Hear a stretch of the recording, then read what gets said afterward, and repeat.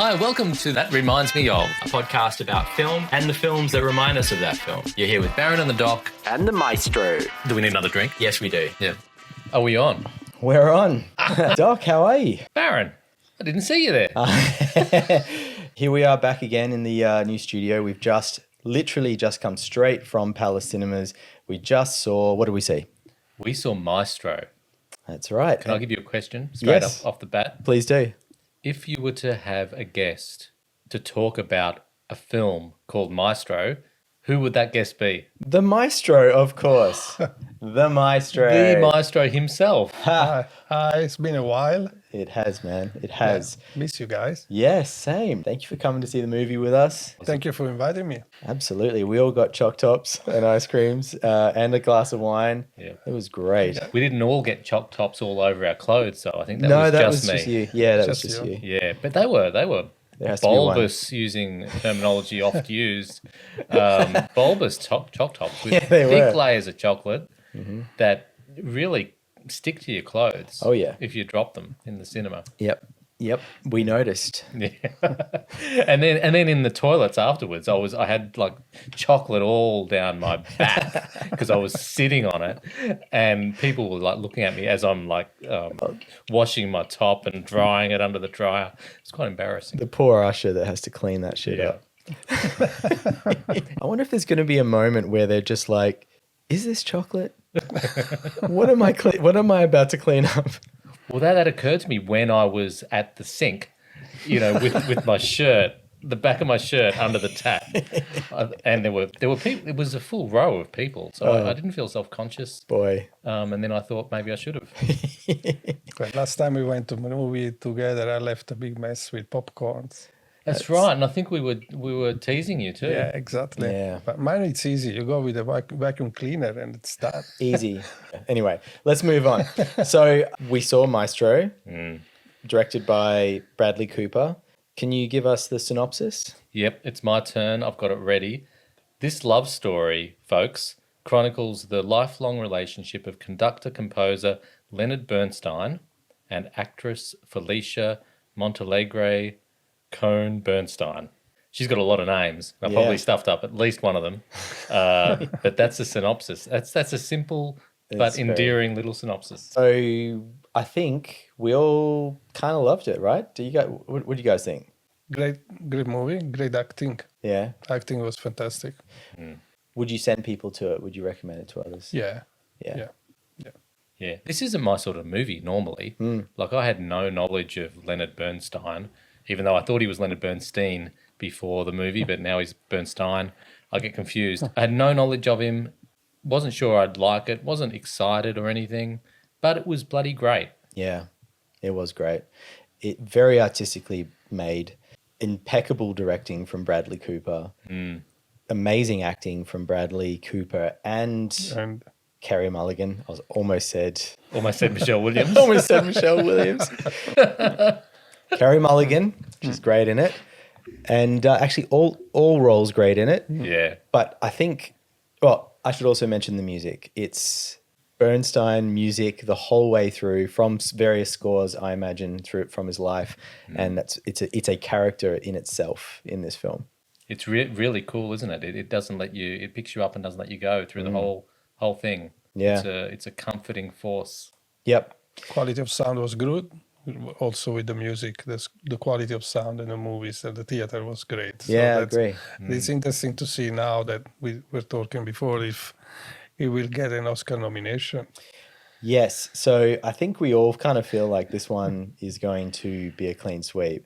But in particular, I would say Best Actor for Bradley, Best Actress. Cinematography has to get a nomination for that.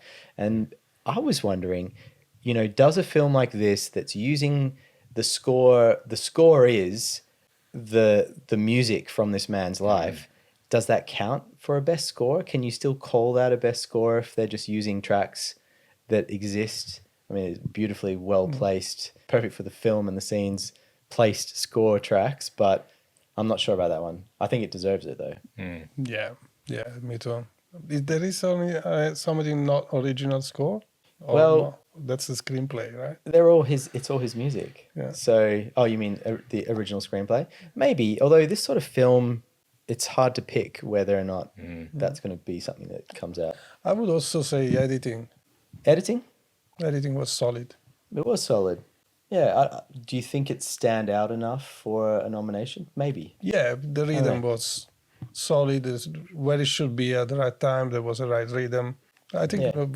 can have a good. We'll see. I think this is going to be a film that Hollywood folks, particularly old Hollywood folks, are going to love. Oh, And we've seen it with La La Land and The Artist. They just, anything that's nostalgic and hits all those old timey notes gets lots of noms, I think. It makes me a little bit sick in advance how much they're going to love this. Yeah, they're going to love the shit out of it. And that's Yeah. a couple of True. the couple of the scenes Makes me like it less. I know. A couple of the scenes are so good, but I can already see them playing at the Oscars, like the one where, there's the full track of the orchestral thing where he's doing all the Yes. performative Yes. hands in the air conductor stuff that none of us understand. Yeah. Like that's going to be, and the nominees are Yeah. Bradley Cooper. You know what? We're getting way off track here, but something about conducting, like you, I've never understood it. I don't know what they're doing up there. It makes no sense to me. They're sort of keeping time, but not at the same time. It looks like it's slightly out of time to me always. But I think what I picked up from this film is that they are, the good ones, are expressing the joy and the feeling of the music and the light and the shade through their face and their emotions. And you really do get that, because the rest of it is, means nothing to me. Yeah, I don't get it though. This is another podcast altogether. Yeah. But I still don't get the conducting stuff. I assume that the out of timeness is because they're going ahead of the pace slightly, to get people ready. And the performative stuff is cool to watch. Yeah. But I really don't understand what the musicians are getting out of it, because they would have rehearsed. They know what they're going to do. What does it matter if this clown's sort of jumping around at the front of the stage? It's the emotion. It's emotion. I think it's the emotion. That's what it is, right? Yeah. I don't know. Well, that's the That is the call from the Maestro about the Maestro. Yeah. coming up at the end as well. The more he felt after the conversation with his wife, everything that happened, is very emotional. At the Oh, end. totally. Yeah. And the climaxes of all of the levels, leading to the climax in this film Yeah. work. It's very masterfully put together. It's a flawless film, Yeah. You know what's funny about it, though? I was thinking about this while we were watching it. I was enjoying everything about it and also thinking I will probably never watch it again. Do you know what I mean? It's not a film I really feel like I need to go back and revisit. Perfectly made, beautiful. I've seen it now. I don't need to see it again. Well, flawless doesn't mean your favourite film. Right. Like, yes. True. Evil Dead 2 Yeah. has flaws, Many. and I love it and I'll watch it 100 times. Yeah. This one has no flaws, and I will never watch it again. Isn't it funny? But I loved it. I only need to watch it once, but it's great. It give you all the informations, so you don't need to come back to probably I missed something. You know everything, so there is no. Yeah. I want to rewatch because probably I missed something. It tells you everything. So why I need to go back and rewatch it? Yeah. Yeah. Great point. Well, speaking of telling you everything, and Segue to reminds me of. Is that what we're doing? Yeah, kind of. Yeah, Yeah, sorry. yeah. But I already know what your first remind me of 'Cause is we going to talked be, about it. Baron, because you mentioned it before. Yeah. And it was going to be mine. Yeah. But for the audience, for Sal, I don't know if you told him. What did Maestro remind you of? Maestro, not the Maestro, Yeah. reminded me strongly of Napoleon, which we talked about 2 weeks ago, Yes. and how not well done that was, and how, in comparison, well done this was, and how quite similar the two films are in a lot of ways. 'Cause we're talking about very strong-willed, big personalities, these men that are at the front of their thing that they do. They're the best at it. And they have a complicated relationship with a woman who really does sort of ground them and hold them together and is a huge part of their success. And in one hand, you've got Napoleon And that film is so confusing. He's running off having wars, and 1 minute it's all about the wars, and the next minute it's all about the relationship. This, on the other hand, is very grounded in it's all about the relationship. And while we do have moments where we see his greatness, they're peppered through. It's not as heavy-handed as Napoleon was. And I think we had this theory that you could have a film of Napoleon where it was just his relationship and the wars kind of happened off scene. And I think this is an example of how that can work. Yeah, this is exactly the film that Napoleon could have been. It's quite crazy that we saw them back to back. Yeah, it really is. Everything that we were critiquing Napoleon for, and the sort of the flaws of it, just came good in this one. Like it's centered around the relationship. It's even in the synopsis that this is about the relationship. But then through the relationship, you still get the history lesson. Like the Maestro said, our Maestro, Yeah. you feel like you don't have to watch it again because you know everything. I feel like I know Leonard Bernstein now. Yeah. I don't know anything about Napoleon from the other one. So you know him, you've had a great storyline with the relationship, and you've also got to see his craft. Napoleon would have been the battle stuff for Bernstein. It's the music. So it's Napoleon is the perfect reference, but it's not a comfortable reference for Ridley it's Scott. uncomfortable. Also, on that note, Napoleon starts with presented by Apple, whatever. I knew you mentioned And this one starts off with presented by Netflix. Oh, kills me. I cannot get my head around big releases that are at this level that has like a Netflix or an Apple or a Amazon logo at the front of it. It's just bizarre. It's where the money are. It's the future. I'm sure we're going to get very used to it. But for the moment, it feels a little Black Mirror to me. I'll go next, then we'll go to Maestro. Well, mine's a little callback to last episode as well. I mentioned, I think, Walk the Line, starring Joaquin Phoenix, as another biopic that has a turbulent relationship. It's a musician, and it has an actor that really nails a historical figure. So I think Walk the Line does that perfectly with Maestro. But if I'm able to have some bonus ones, Okay. Walk the Line leads me to Ray. Yes. Starring starring Jamie Foxx as Ray Charles. Also Elvis, the recent Baz Luhrmann film. All of those, as with Maestro, turbulent relationships, great actors with great performances, biopics that are all better than Napoleon. Totally. So that's my triple header. Yeah. As far as musician ones. And I reckon there's a few more. Well, you can add Bohemian Rhapsody, Freddie Mercury, and his relationship with his sexuality as well. That can be combined with Maestro. Yeah, that's brilliant. And the performance as well is brilliant. You could throw in Rocket Man. Yeah. Performance was pretty good as well. Yeah. Probably not up to those other ones, but and the turbulent relationship again, and wasn't the sort of in and out of the closet sort of sub theme. Yeah. Well done. It was. It snuck up on you. It was never paraded around. It was just sort of part of his life. It was somewhat sort of foreshadowed or signposted right at the start. The very first scene you see, he's in bed with his lover, another guy, and you think, okay, this is going to be a theme.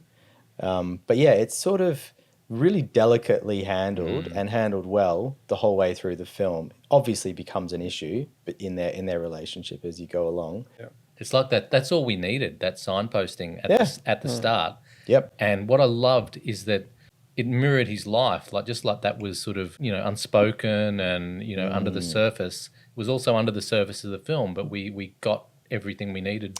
Yeah. We got all the information we needed. There was a sort of respect towards the wife as well, anyway. He was really in love with her. One of my favorite moments of the film on this note is there's a moment where there's rumors going around about whether he's having affairs with men, and there's a scene where he goes up to his daughter because he's been asked to by his wife to talk to her specifically about this, and he's been asked to not tell her the truth, his daughter the truth.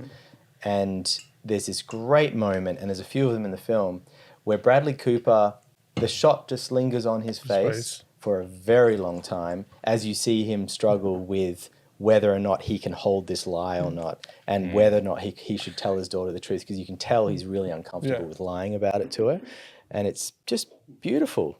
Beautiful moment, that one. Yeah. But I found a bit unresolved as well. You want to think that at one point the daughter will understand, and does she forgive him? They Because never he come back lied. to it. You're right. Yeah. He lied to her, and I would be pissed off. Yeah. Well, she is very angry with him later. Yeah. Which I assumed part of it was that. Was But you're that. right, they don't talk about it Yeah, specifically. but also I understand, because the movie is about the relationship between the maestro and his wife, so probably they had to keep something on the side. But no, I quite like it. Yeah. There were all these moments, long shots, conversation, the argument between Maestro and his wife. It was a very long, one unique sequence. It's a bit in confront with, let's say, the editing, but that was part of the editing as well. Leave this long shot. There is no need to cut in close-ups, etc.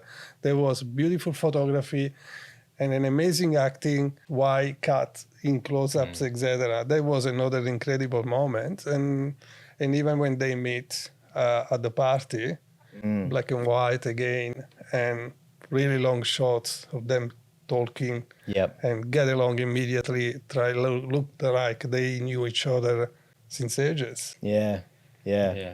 Do you want to talk about what reminds me of? Schindler's List for the photography. Yeah, cool. Wow. Yeah. Black and white, amazingly done. The cinematography in this film, and you've already mentioned the black and white, is particularly striking. The film kind of like, it starts in the 40s. They mentioned World War II, I'm guessing, right? And Wow. Yeah, I didn't think it went that far back, but you're probably right. Yeah, because he was talking about the invasion of Nazis. They were talking about the Nazis, and he's 25, I think, or something like that. And it starts off 4:3, black and white, very sort of high contrast black and white, really artsy, beautiful. And it's, as the film moves on, we see the film stock change as color comes in, and eventually we get 16:9, and I think all of that's handled really well. And I don't normally like that sort of messing about with ratios, but things handled well. It made completely sense to me. Yeah, the first two scenes were quite striking, weren't they? Definitely. And I'll just add, I was really reminded of The Lighthouse. 4:3, black and white, won the Oscar for Best Cinematography the year that it came out because it was so striking. I think this is equally as great in terms of cinematography, probably better, probably more my style. I really enjoyed it. Yeah. Geez, we mentioned The Lighthouse a lot, don't we? We have a few times, yeah. Yeah, It's been a while. But it's we have normally before. in relation to buddy films. Yes. Claustrophobic buddy films. Yeah. we must have loved it. Absolutely. So we've been around once. Can I just have a bonus? A bonus? Yes. And this isn't a specific film, although I could probably get one, but it's just Woody Allen in general, and specifically the dialogue of Woody Allen. And not just the dialogue as it's written, but also as it's performed, both with the actors performing it and the camera sort of roaming around. Yeah. The early black and white scenes were something like Manhattan from Woody Allen. And then you go into the transition to what felt like the 80s or 90s. I don't know when it was. But when it goes into colour, it felt like that middle Woody Allen period with maybe husbands and wives or something like that. But the way the dialogue's written and the actors just naturally converse, and there's dialogue over dialogue, people speaking over each other. Yep. It's really naturalistic, really authentic. Yep. And he's a bit Woody Allen-esque too. How do you say that? Well, he speaks fast. He's hyper energetic. Okay. It's got a very Jewish sort of vibe about it, especially when there's a lot of people together. Yeah. It's, very talkative and, a lot of, anxious energy. Thinking about the opening scene when he received the call, I don't know if you had the same impression. It felt to me it was like in a theater. That huge window. Yeah. That was odd. That was odd. The perspective was The really perspective it looked like it was on the top of one of the theater, and that was the stage. Yeah. And then he opened the curtain, and it's a window. But I don't know why I had the feeling he was like in a theater already. Yeah. It was quite interesting to me. I agree. But that felt Woody Allen-esque as well Yep. to me, and how Woody plays with like the Purple Rose of Cairo, like where the stage is and where the characters are. There's a lot of meta-ness Yeah. about it. In terms of directing too, I think Bradley Cooper's sort of showing himself to be at the top of his game here. It's really well handled across the board. No, nothing wrong and nothing. I couldn't pick anything. Yeah. Perfectly flows the story. It's like you said, it's flawless. Too perfect sometimes. Yeah. Yes. Yes. That's right. I think we've done it. I think it's a flawless film, a flawless episode, a flawless guest. Yes. So why Different Maestro. Why belabor it? why belabor it? Yeah. We've done it. Nailed it. We'll see you soon. Maestro, thank you so much for coming. Thank you for inviting me. Yeah, we'll have you back soon. And till next time.